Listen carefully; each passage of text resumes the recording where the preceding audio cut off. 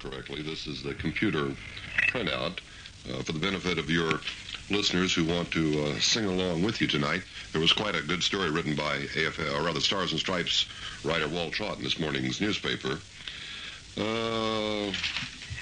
Give me just a moment to locate that particular one. Of course, news is always the most popular and I think essential form of information programming on AFN, and music programming, particularly that which falls into the category of the contemporary top 40, was the most popular music category. And I've got some charts here on the other categories. They range in popularity from those contemporary music forms down to women's programs, which didn't make out too well. And in that great middle ground of programming, you had the variety and the comedy, the radio drama, the command information specials that we present very often on Nightside, and this type of program.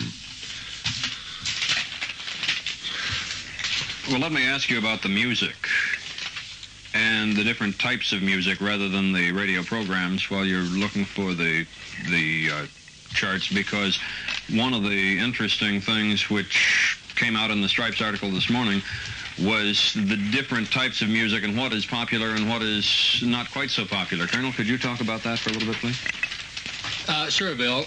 The top 40 category of music definitely was the most popular of all the several categories. It showed about 81% of the respondents who indicated a very positive acceptance of that type of music, and a very small number of respondents claiming that they disliked it. I think perhaps the most surprising development was in the category, though, of middle-of-the-road, easy listening. We've seen indications in the survey that this type of music comes only behind that top 40 in terms of overall audience appeal, and this does reflect a growing acceptance of the easier listening sound by all categories of the audience, and this is one area, of course, that we will be anticipating changes in our programming in 1976. The third most popular category was, I believe, the country western, which broke out about 50-50 on the response, meaning that about 41% of the audience indicated a definite liking for country western. Again, I think a reflection of the growing popularity of C&W music back in the States also.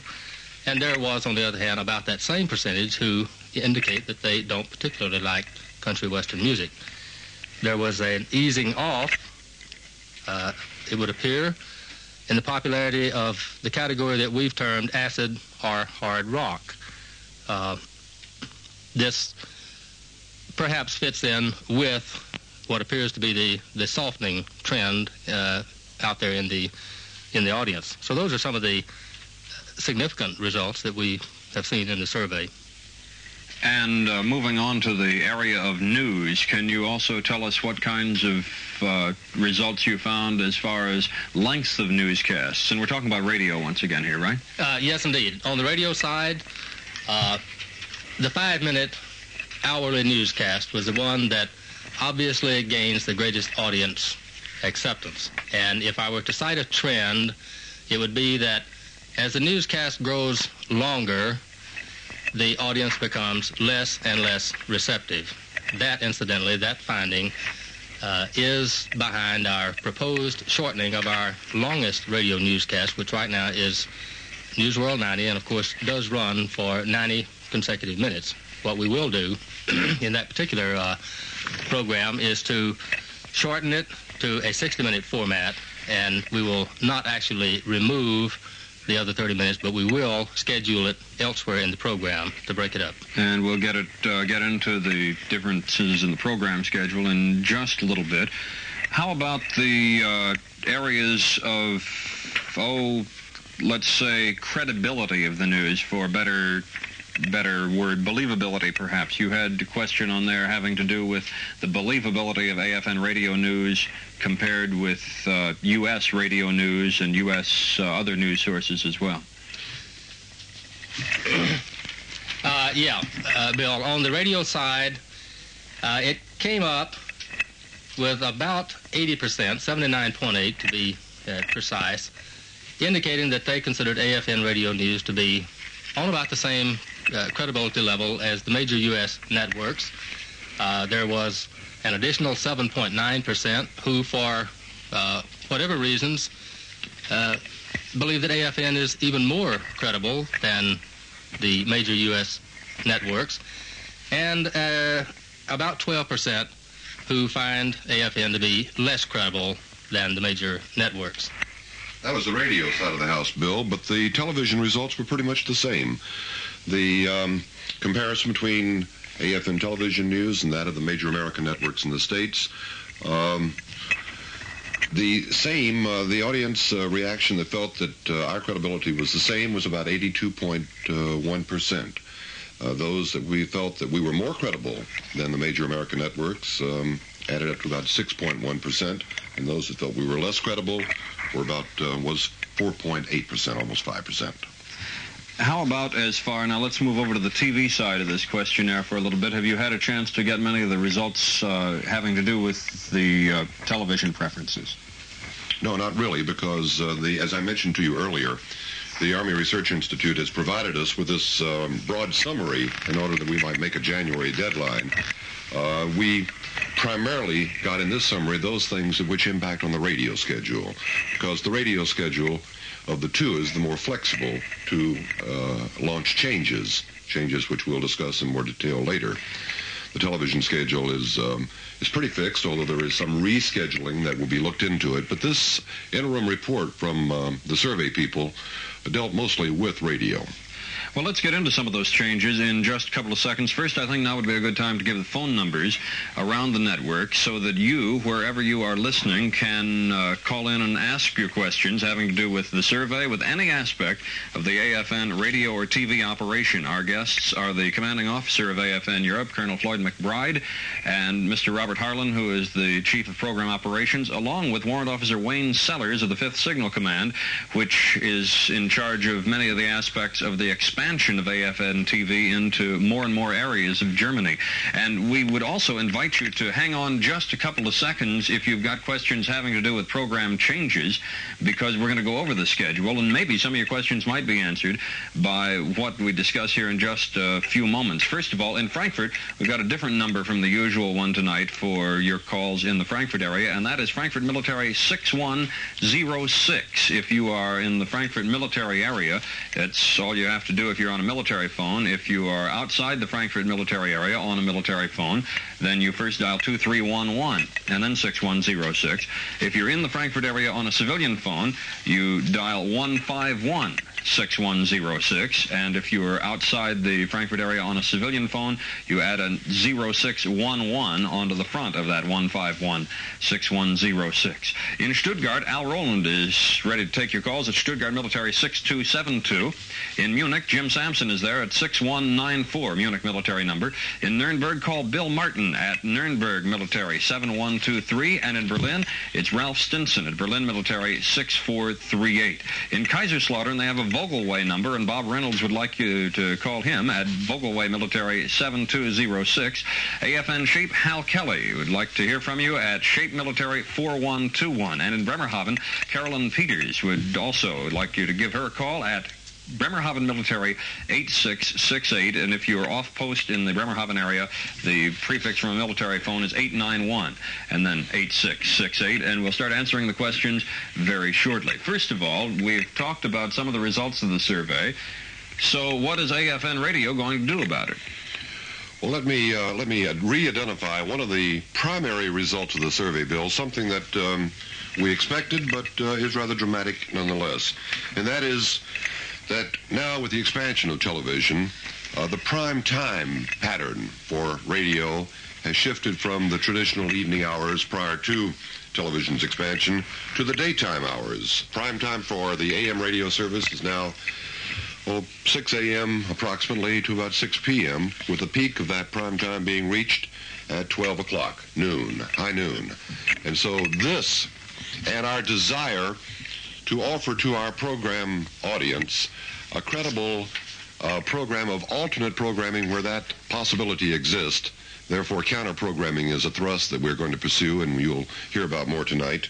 This redefinition of prime time and AFN's desire to offer counter-programming really is the basis for these changes we're about to talk about. And I think one of the big ones is to offer a couple of our major newscasts in pursuit of counter-programming at a time when that's available to the radio audience prior to the television news beginning. Colonel, would you like to comment on that? Yes, that certainly does constitute, as far as we're concerned, one of the substantive changes. Specifically, our current evening newscast, expanded newscast, which begins at 6 p.m., will be backed up and will become a 5:30 newscast. It will be 60 minutes in length, as I mentioned a moment ago. Television news will remain at its present time of 6 p.m. So what we're attempting to do there is to let the audience have the opportunity to take advantage of radio news, which is quicker, has the characteristic of being quicker and more current. And, of course, he would then also have the opportunity to take a television news 30 minutes later, which offers its own special visual impact. So that's an example of the type of counter-programming that we're looking for. Okay, so you're moving News World 90, which becomes difficult to call News World 90 if it's only 60 minutes in length, to 5:30 in the early evening. And you mentioned earlier, Colonel, that the one of the portions of what is now News World 90 would be moved to later on in the evening. What about that late evening newscast? The late evening newscast, the one we think of as the 10 o'clock newscast now, will be backed up similarly 30 minutes. Again, recognizing that our expanded television newscast is at 10 o'clock. So the same preference will be there for the audience. And you're also following that with one of the segments from what is now News World 90, right? That's correct. By specific indication where we ask the audience to comment on the different portions of News World 90, that is the national, international, the European news, the sports and what have you. It was the public affairs section, the last 25 minutes, which we are all familiar with, Face the Nation, Beat the Press, that gained the least amount of audience acceptance. That will be programmed later in the afternoon, later in the evening, rather, in conjunction with the last newscast. Bill, I think it might be significant at this time to point out that counter-programming is based on those areas in where two AFN frequencies exist, the AM and the FM. Regrettably, this is not a network-wide service. FM programming exists at our Berlin station, Frankfurt, and Stuttgart. And, of course, it has some degree of spillover into the adjacent military communities around Stuttgart and around Heidelberg and Frankfurt. And it's in those areas, which constitute a large percentage of the USARA and USAFE command audiences, that we are able to offer this counter-programming because we're in a position to offer two English language services. Okay, let's go through the schedule, why don't we? And let's do it kind of not from midnight, but from when most people get up in the morning, 6 o'clock, 6:15 in the morning, where you now have a local show, local disc jockey show that is done by an announcer at a local AFN station. What's going to happen beginning at 6 o'clock in the morning on these changes that are, and we better back up one step and say they're going into effect when? 4 January, Sunday, 4 January. Okay. What are you going to have happening? 6 o'clock in the morning remains, that whole morning time on the AM schedule remains pretty much the same, Bill. The news is going to be somewhat reformatted, not shortened, but reformatted, in order that the 15-minute version will be on AM, a 5-minute version will be on FM. You're talking about right at 6 o'clock then? Yes, 6 a.m. That will be followed by the local affiliate radio program that is designed to be responsive to that local military community in Berlin, in Nuremberg, in Munich, in Stuttgart, and so forth, on the AM schedule. And those stations where an FM service is available, the FM service will be used for counter-programming. There will not be a simulcast, so to speak, on both AM and FM in those 3 station areas. Okay, now that goes until 9 o'clock, and so what about at 9:05? 9:05, Charlie Tuna Same. from AFRTS Los Angeles, one of our parent organizations, support organizations in the States, will continue. Okay, so now, so far, it's all pretty much as it has been. How about at 10:05? 10:05 is our rescheduled morning or daytime drama period. Hopefully in January it will be the 0-hour program, which was produced back in the States last year. That will be 10:05 to 10:30, followed by Ira Cook. 11:05, Gene Price, which is the popular country disc jockey, whom I think our listeners are very fond of and very familiar with. And he is currently on at, 2:05 in the afternoon, Yes. moving to 11:05, and that brings you up to noon. Yes, it does. And there's a newscast because AFN will continue generally to offer its news on the hour. Then we have a surprise for our listeners. Oh, really? Yes. What is that, Mr. Harlan? Well, I think this momentous announcement should be made by the network commander because this is a rather dramatic change in our programming concept. Well, thank you, Bob. Indeed, it's no surprise to Bill what will happen at high noon, because the show that we are on tonight, Nightside, does represent one of the most popular programs, and it also, as a magazine format, offers one of the best chances for a variety of types of entertainment. That program will move from where we are now on the schedule, and in fact will become a midday type show. What? You mean AFN is moving? Nightside? That's, With a brand new look, a brand new title, AFN Today, and if you don't look out, maybe a brand new host. well, this has been in the works. This has been in the works for weeks, and I'm very excited about it because I'm very happy to be moving into what is a normal daytime, everyday 8 to 5 or 9 to 6 schedule. And we'll talk more about that later, but that we now run from 7:30 to about 9:25, and this one is going to run from 12:15 until about 2 o'clock. And Bill, this represents when that audience curve is at its very highest. The radio audience is the largest at this time, and we felt that your very successful program that's been running these many years on the evening schedule should be in our prime time. Well, it's indeed a pleasure on behalf of my entire staff, half of which is disassembling a microphone in the background at this very moment. So at 2 o'clock, AFN Today, as it's going to be retitled, goes off, and then what do you move into? At 2:05, we begin the afternoon local affiliate radio station program. Its preemption at noon was caused by, of course, the rescheduling of the Nightside concept. Therefore, the afternoon period, 14:05 to 17:30, will be devoted to that all-important, very critical local programming that exists at the local community radio station level, where our primary thrust is to be responsive to that local audience and provide them the type of information and entertainment programming at the affiliate level.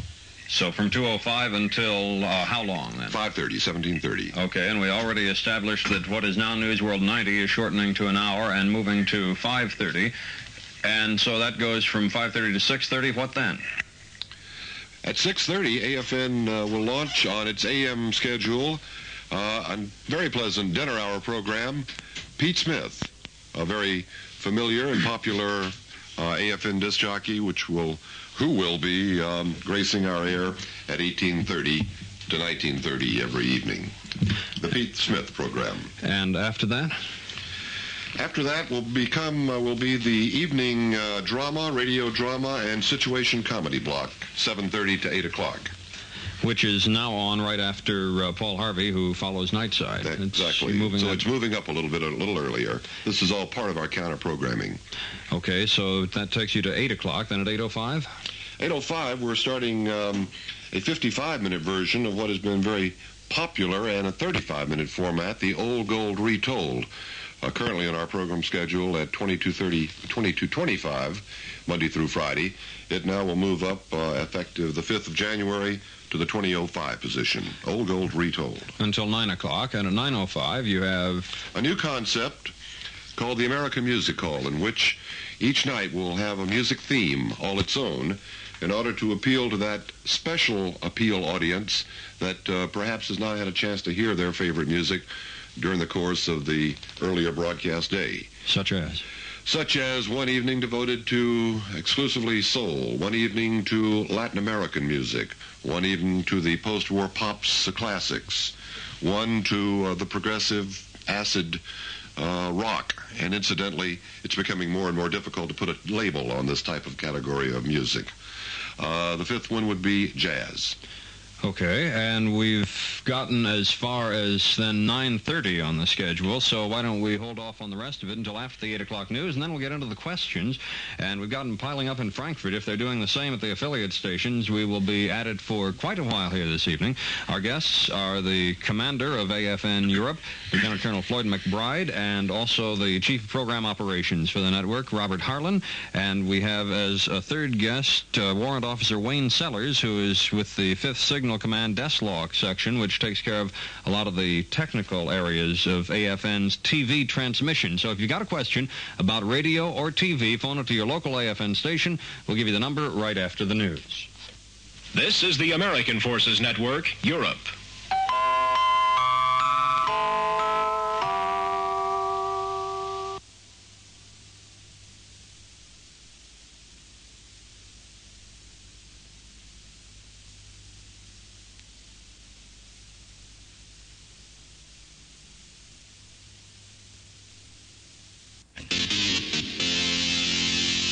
Since I've come from the prairie, there's one thing I've found. There's lots more jackrabbits right here in this town. They chew up good rubber and drink gasoline. Those fuelish gas bunnies, the worst I've seen. Won't somebody tell them they're wasting my gas? Those fuelish jackrabbits need a boot in the... Jackrabbits go! Jackrabbits go! The Advertising Council says, please, don't be foolish.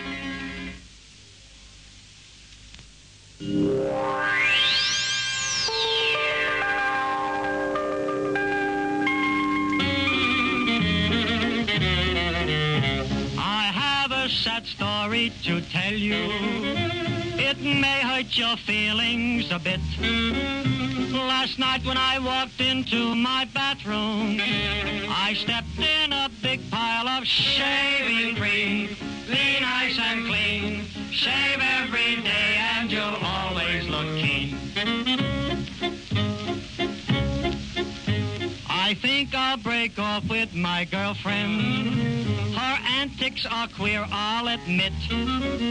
Each time I say, darling, I love you, she tells me that I'm full of shaving cream.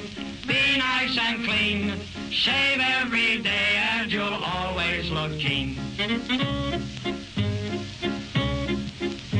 Our baby fell out of the window. You think that her head would be split. But good luck was with her that morning. She fell in a barrel of shaving cream. Be nice and clean. Shave every day and you'll always look keen. An old lady died in a bathtub. She died from a terrible fit. In order to fulfill her wishes, she was buried in 6 feet of shaving cream.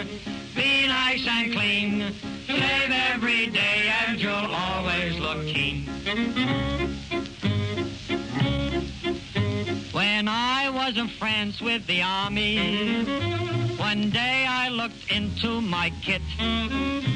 I thought I would find me a sandwich, but the darn thing was loaded with shaving cream. Be nice and clean. Shave every day and you'll always look keen. And now, folks, my story is ended. I think it is time I should quit. If any of you feel offended, stick your head in a barrel of shaving cream. Be nice and clean. Shave every day and you'll always look keen. This It's one of the favorite songs of our entire staff here, and especially the people who are our special guests tonight. And we play it for a reason, which I'll explain in just a second. This is Nightside, Bill Swisher with you. And we've got as our guest tonight the commanding officer of AFN Europe, Lieutenant Colonel Floyd McBride, and also the Chief of Program Operations, Mr. Robert Harlan. And we have also Warrant Officer Wayne Sellers, who is with the 5th Signal Command and involved in the transmission and maintenance of AFN's television transmitting facilities, in case you have any questions for them as well. We'll continue with what we were talking about in just a couple of seconds, but I want to give the phone numbers once again. In Bremerhaven, the number is Bremerhaven Military 8668. Off post, the prefix that you put on the beginning of it is 891, and then 8668. And this is if you have any question about AFN radio or TV, we're here to answer them, and we're going to start answering them in just a couple of seconds. At AFN Shape, the number is Shape Military 4121. In Frankfurt, it's Frankfurt Military 6106. In Kaiserslautern, Vogelway Military 7206. In Berlin, 6438 is the Berlin military number. In Nuremberg, it's Nuremberg Military 7123. In Munich, call them at 6194, and in Stuttgart at 6272. All of those are Berlin military, Nuremberg military, Munich, and Stuttgart military numbers, of course. And we were talking about the program schedule, and we will talk about that again in just a couple of seconds, but I'd like to get into the reason that I played this song, Shaving Cream by Benny Bell, which is in kind of anticipation of one of the questions that sometimes gets asked about AFN, and it came to something of a head when that song became popular earlier this year. And this is the type of program, the type of popular music, which may be in questionable taste for one reason or another. It always gets to be a question of, well, whose questionable taste is it? Elton John had a top 5 single called The Bitch Is Back. Is this in questionable taste? What is AFN's policy on this, Colonel? Okay, Bill, I'll try that one. Indeed, that song did have its moment of popularity back a few months ago. AFN is charged with providing to its multiple audiences over here a reflection of contemporary radio, the sounds that would be available to our audience if they were back home. Accordingly, the music that we are supplied by the American Forces Radio and Television Service is selected to reflect what's happening in American radio. If a song such as the Shaving Cream song comes along, we are, of course, always aware of the possibility that it might be offensive to our audience. The question then becomes, is it patently obvious? Is it offensive, blatantly offensive? Is there sufficient reason to make a determination as responsible broadcasters that that song should not be played? The determination that was made in that particular case was that while the song might not have that much to commend it, neither was there a basis there that we could determine for declaring the song unfit or unsuited for our audience after it had gained the standing that it did gain in the stateside popularity polls. So, in a bit of a nutshell, that is the way we undertake our job here. In other words, Bill, we're certainly trying to avoid any charge of censorship, because this music that we receive is that which is popular back in the United States, chosen for that reason. This particular song probably got within the top 25, and many of us over 35 will recognize it as a cute little novelty play on a university song, Sweet Violets. It goes back, I guess, to the 40s. But it's the kind of thing that certainly we do think long and hard about. But we are very reluctant to deny the American listener in Europe the same type of entertainment that he would have back home, because our program is supposed to be stateside radio and television. You know, it makes it more difficult because this is our society at large has become a more permissive one, and you will find language being used on radio plays and television plays. So we are very careful to try to schedule these at hours in which certain groups would not be offended. It's a problem, though, that AFN faces every day. Okay, let's finish up with the rest of the schedule. We got as far as 9:30 in the evening. This is a new program schedule that's going into effect on the 4th of January. And one of the things, if you just joined us, by the way, is the fact that Nightside is going to be moving to daytimes, and we'll tell you more about that later on. But how about at 9:30? I believe one of you, Colonel, you mentioned that there's going to be a long or a newscast which is going to be a little longer than the normal and going to be moving to that time. Bill, we'll have our approximately 30 minutes of news, sports, and commentary starting at 9:30, and then have a normal 5-minute cast on the hour at 10 p.m. Then we'll have what we call our public affairs block. This is the Face the Nation or Meet the Press or Issues and Answer type program. And at 10:30? At 10:30, Bill, is a new format for a popular show that has been for years on Saturday morning on AFN's radio schedule. It's been replaced on Saturday morning by Dick Clark, and already we've had a good deal of mail asking what happened to Jim Pewter. Well, we're happy to announce that Jim Pewter returns in a 30 or 25-minute format, and will be heard at 22:30 Monday through Friday. And that'll be followed at 11:05 by the ever-popular Wolfman Jack. And that's, as it is now, that's one of, I've been saying as sort of a tease to this whole thing, that about the only things staying exactly the same are Wolfman Jack, Charlie Tuna, and the morning show. So what happens after midnight at 12:05? A locally created AFN program called Morning People, which has been debuting on our weekend schedule and has had very positive audience.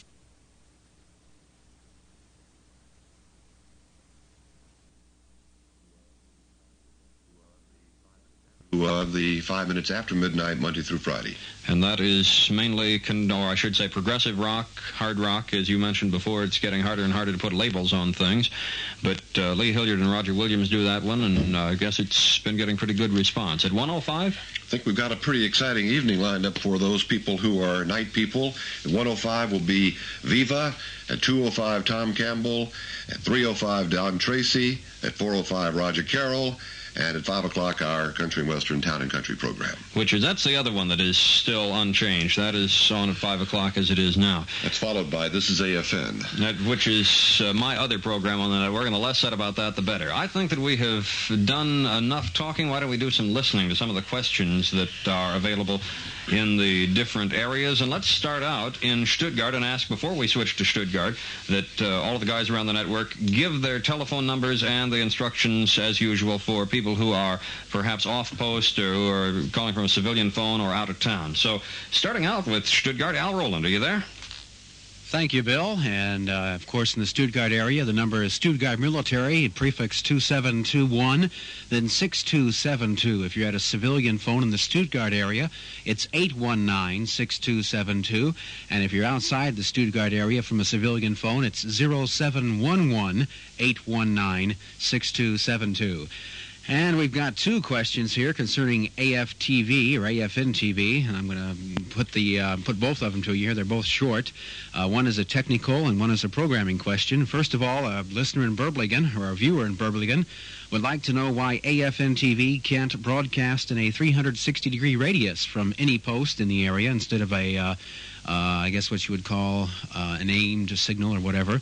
And the second question on TV, again, why can't AFN TV put Carol Burnett at an hour that the children can enjoy it also? And anyway, back to you, Bill. Thank you, Al. And you picked me up on something that I forgot to say, and that is, will everybody in the network give us about 2 questions, maybe 3 at most, on this first go-around? And, Mr. Sellers, I think we've sort of been ignoring you tonight so far, so why don't we invite you to answer that first one? Would you repeat the first question? The question is, why can't AFN TV, and this was for a particular transmitter, but let's talk about AFN TV's transmitters in general. Why can't they operate and transmit in a 360-degree radius? All right. The TV transmission and distribution system, which I think we could define transmission and distribution system a little more. The transmission system is the long line microwave equipment used, and the distribution system is your regular master antenna and your cable systems in the communities. They consist of low power and highly directional transmitters, and these directional transmitters were engineered only to cover the housing areas and the troop facilities. This is in cooperation with the Federal Republic of Germany, and the system was not designed, or could not be designed, to provide TV service to families living on the local economy or leased housing. Okay, and then we got to Carol Burnett, and let's expand that one a little bit, too, to ask about the problems of scheduling TV programs in general, and then get to this one in particular. What causes a certain program to be scheduled at a certain time? Well, generally, our determination of its audience acceptance, audience popularity, naturally we follow the trends, the reactions, the polls that are established back in the United States. We receive about 80 hours of filmed entertainment and information programming per week from the American Forces Radio and Television Service in Los Angeles, and try to schedule basically as close to the stateside scheduling in order to continue that viewer habit which has been established. All of these shows, of course, are subject to preemption. They're subject to the seasonal scheduling that exists. They are off for the summer in many cases, and because of lag time between here and Los Angeles and contractual difficulties that cause a number of delays, very often a winter show may not reach our schedule until the early summer or the spring. The problems of scheduling television, Bill, are just like they are back in the States, except we have the delay factor. We have the factor of choosing in order to meet the requirements. And as far as scheduling Carol Burnett for children, she's off our schedule at the moment, if I'm not mistaken. And when she returns, we'd certainly look at it, although some of the skits she has are perhaps not always designed for children. Okay, on to Munich, where Jim Sampson is ready and or waiting. Jim? Yes, thank you very much, Bill. And here in Munich, there's a lot of concern about television coming to the community. Specifically, we have had 18 calls since the start of the program at 7:30. There have been rumors that TV has been approved for Munich, and is that true? And what would be holding television up? Also questions from Berchtesgaden and Garmisch. One other question I'll throw at you now. How were people selected for the AFN survey? I don't believe that was covered by the Colonel or by Mr. Harlan. And before I hand it over, I'll give you our phone numbers. Of course, it's Munich Military 6194. The prefix to get into the Munich Military Circuit is 6229. And if you're outside of Munich, dial 089-6229-6194. And to get into Munich Military, if you're on a military extension, it's 2521. And now back to Frankfurt. Thank you, Jim. And let's start out with the 18 calls from the Munich area, plus Berchtesgaden and Garmisch, by the people who want to know when they're going to get TV, if they're going to get TV. Is there anything to the rumor? Okay, Bill, I'll take the question. Unfortunately, I'm not the bearer of any specific glad tidings for the Munich community. I'm well aware from my own business down there that there's a great interest in having it. I can say that the decision as to whether television will be introduced into the Munich community and possibly into certain other areas that don't have it right now is under consideration, not here at AFN. This is not a decision that belongs to us, but rather at U.S. Army Europe headquarters. Again, a decision, as far as we have been told, has not been made and remains to be made. Okay, now the thing about surveys that I always heard was that to have some kind of a survey that's valid as far as statistics go, you have to give everybody that the survey is supposed to be representing when the results come in an equal chance to be chosen when you are handing the surveys out. How were the people selected for this survey? Okay, we didn't select the survey sample, as Bob has said earlier. It was handled by the Army Research Institute. However, I do know that it was a computer-determined random basis hinging on the last two digits of the service person's service number. And while I can't get more specific than that into the mechanics of it, we are assured that it is random in the true meaning of that word, not haphazard, which sometimes might be confused with the term. Every member of the audience had mathematically the same opportunity to be selected.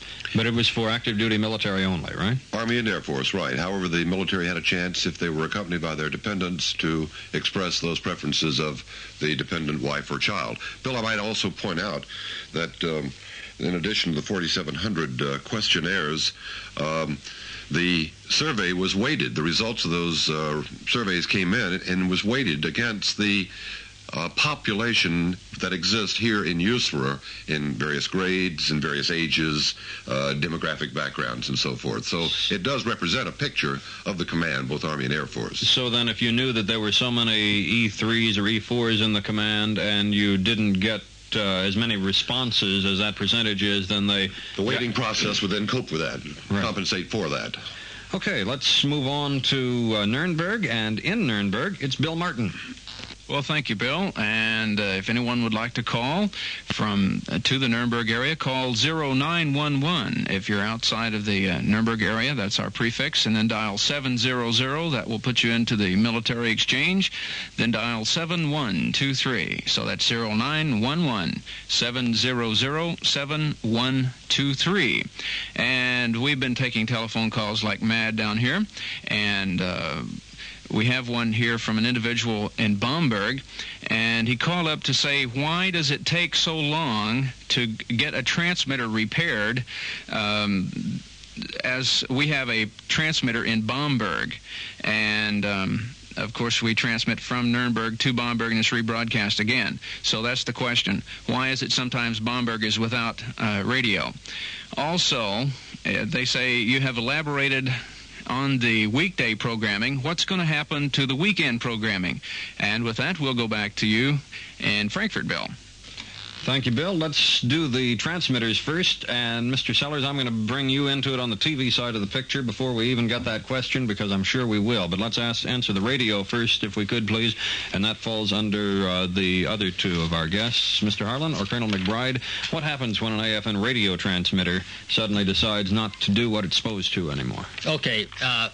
We have, first of all, in the radio network about, well, precisely 47 transmitters. They are mostly here in central Germany, but they are also located in Belgium and in Holland. In some cases, our transmitters are fully manned 24 hours a day. Those, generally speaking, are the higher power transmitters, perhaps the 10,000 watt and higher. When they go off the air, of course, we know it instantly, and hopefully can return it to there almost as instantly, because in most cases we have a standby transmitter. Now, we also, of course, have a number of small gap filler or relay transmitters, usually rated at about 250 watts, and frequently sitting there unmanned, hopefully staying on the air automatically.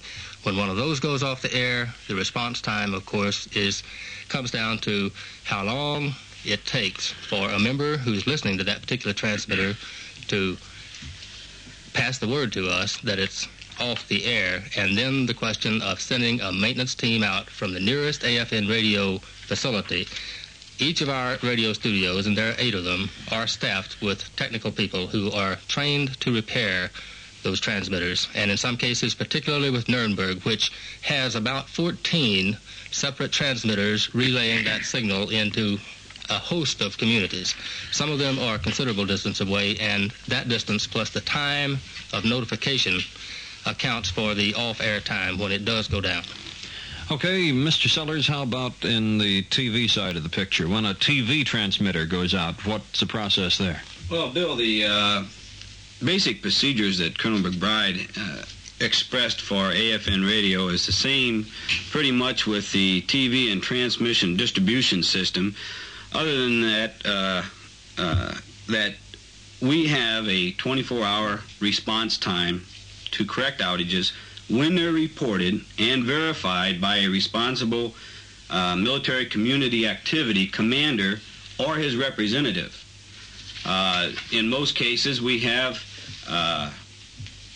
maybe only one person calling in a report, and we take the necessary action, call back, and it's an intermitting outage or something of this nature.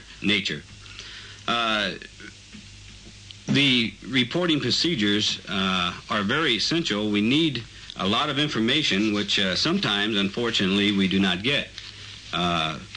People call in and they say, my TV's on the blink.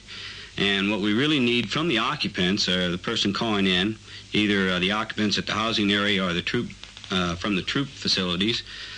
They can assist in the reporting of TV outages by providing the building number and the location, the type of outage. By the type of outage, we're talking about whether there's no sound, no picture, the sound is garbled, the picture is snowy, or any other interference which they detect. And then, also, before they call in the outages, they should make a quick check with the stairwell occupants to determine whether your apartment is the only one with trouble, because the trouble could be with your TV set.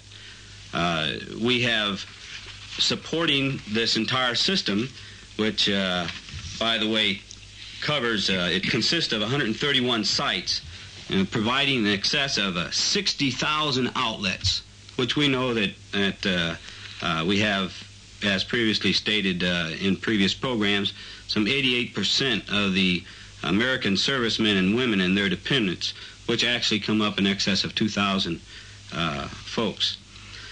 Right now, we're experiencing various problems caused by our color upgrade. We're going into the original system and messing around with the equipment. We're upgrading it, we're retuning it, we're replacing parts that are marginal, and consequently, there's a kind of like I say a domino effect. You replace a marginal part and with a good part, and unfortunately, you're apt to have another adjacent part fail. So sometimes, especially after what a lot of folks complain about 5 p.m. outages, this is what's happening. We're having additional failures in this original system. We do respond. We have a 24-hour response time, as I had previously stated. We have some 40 personnel, highly skilled military as well as local national technicians ready on the spot to respond at the time that we get an official call from the supporting MILCOM activity. Thank you. Now we had a second question also from Nuremberg, which had to do with the weekend schedule. And Mr. Harlan, could we perhaps just ask you to run right down it and emphasize mostly the changes rather than things that are going to remain the same, please? Yes, Bill, I think that's probably the best way to look at it. We hope it will be a very welcome schedule and that there are some pretty interesting changes. Jumping quickly to the 8 o'clock period on Saturday morning, we're moving the children's program from Sunday morning to Saturday morning, where it was for many years on AFN, and where we think that it will have an effective return. That's the Treehouse. The AFN Treehouse, produced by our Bramov and staff. The local request show that each station has been featuring every Saturday morning from 8 to 10 will now move to basically 9 to 11, 9:10 to 11. We talked about Dick Clark, the Golden Days of Radio, Frank Brzez's show from Los Angeles, moves from 12:30 on Sunday to 12:30 on Saturday. The Saturday afternoon sound we think is pretty good, and we think the survey results warrant that. The Country Countdown, 2 hours, and the Casey Kasem American Top 40 Countdown, 2 hours, will remain on our Saturday afternoon schedule, followed by Serenade in Blue at 17:05, and then a new version of our Sports Journal at 17:30. This is Europe at 17:45, Grand Ole Opry at 18:05, and of course we will continue during the season to present the sporting highlights live from the United States on both Saturday night and Sunday night, and of course during the week as prominent games are scheduled. Sunday schedule is we're repeating American Top 40 Sunday morning at midnight. We're repeating Country Countdown at 4 o'clock in the morning, Sunday morning, and part 2 at 5 o'clock. The worship services remain pretty much the same, although Chaplain Henry Ackerman, whose Word in the World program every morning at 6:15 has proved so popular, is now taking on a music program at 8:05. Finch Bandwagon moves from its noontime position to 9:05 and is replaced at noon by serious music, a classical music program called First Hearing. The Sunday afternoon schedule still features the AFN Perennial Weekend Whirl, which begins now at 1:15. And then Sunday evening, a variety of programs, including the CBS Radio Workshop, Broadway to Hollywood, Jazz Scene, Bill Stewart, and those sporting events from the United States when scheduled. And once again, all of these changes go into effect on the 4th of January. And you can read about them in your Saturday Stars and Stripes on 3 January. And I think he's going to have some coverage of some of these changes. Walt Trout is tomorrow morning, if I understand. I think Thursday morning. Okay, we'll be looking for it. And let's continue with the questioning. Next to Berlin and Ralph Stinson. Evening from Berlin, Bill. We have all kinds of questions for you. We'll give you 3 right now. First of all, our telephone number, if you're calling from Berlin, the prefix is 819, then the number is 6438. Our first question, why is TV in the Federal Republic on longer than it is in Berlin? And why do they have programs that we don't have in Berlin in the Federal Republic? Question number 2, why are games like the Army-Navy game shown via satellite when this person feels more people would be interested in Thanksgiving Day bowl games instead? And our third question is from Helmstedt. A person would like to know or says that AFN Radio has recently been piped into the offices and barracks in Helmstedt. Are there any plans to increase AFN Frankfurt's power or to put a transmitter in Helmstedt? He says he knows better than to ask about television. Those are the questions we have for now, Bill. Back to you. Thank you, Ralph. Let's take the last one first, the question of increasing AFN Frankfurt's power or doing anything else that would affect the Helmstedt audience. Okay, Bill, I'll try it, and again, it is a difficult question, whether we're talking about a frequency for Helmstedt or an additional frequency almost anywhere else in Germany. There are continuing efforts being made to get additional frequencies for AFN throughout. It is a very difficult thing for a number of reasons. All the frequency spectrums here in Europe and certainly here in Germany are very crowded.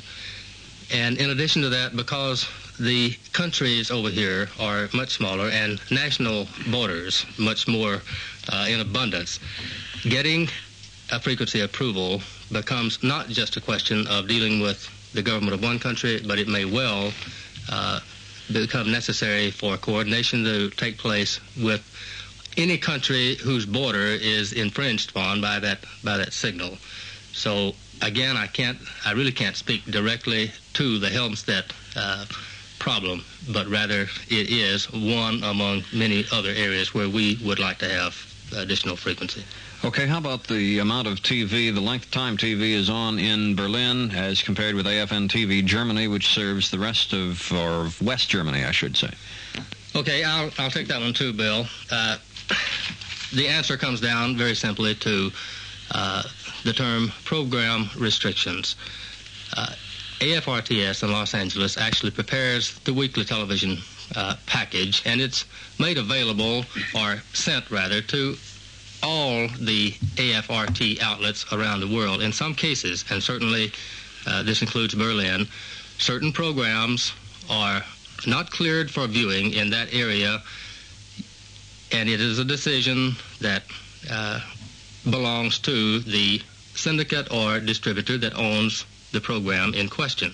In many cases, distributors of those programs find a very lucrative market in countries around the world, and Germany is certainly one such country. So Berlin isn't able to show certain programs that we currently are able to show here in West Germany for the simple reason that they have not been released for showing by the distributor that does have the rights to the program, who obviously is hopeful that he'll be able to make a profitable sale to German television or television in Berlin. I must say those U.S. film distributors are very generous with providing AFRTS with this television product. And it's only in those isolated cases, which the Colonel mentioned, where there is a potential sale that we have this problem. But even in those cases, there are ongoing conversations with the distributors, and in most cases, the distributors will release the program just as quickly as it's economically possible for them to do so, and then it's made available to AFRTS.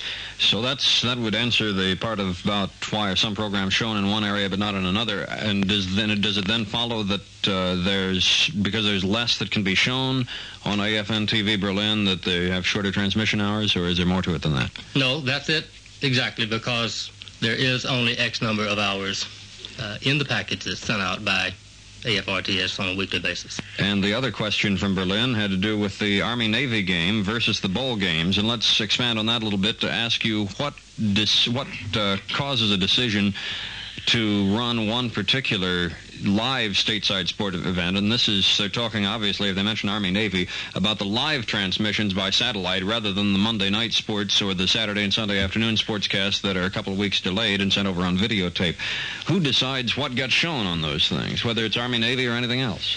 The decision is made, again, by American Forces Radio and Television Service. They are back there. They are aware of which events are being, first of all, televised nationally, and they make the determination on those events. Now, I can recall in certain cases where if they had a choice of two or perhaps more major events that were occurring on a given weekend, they have come out to the field, and I say that collectively, meaning to all the television outlets in the military system, and asked for some preference.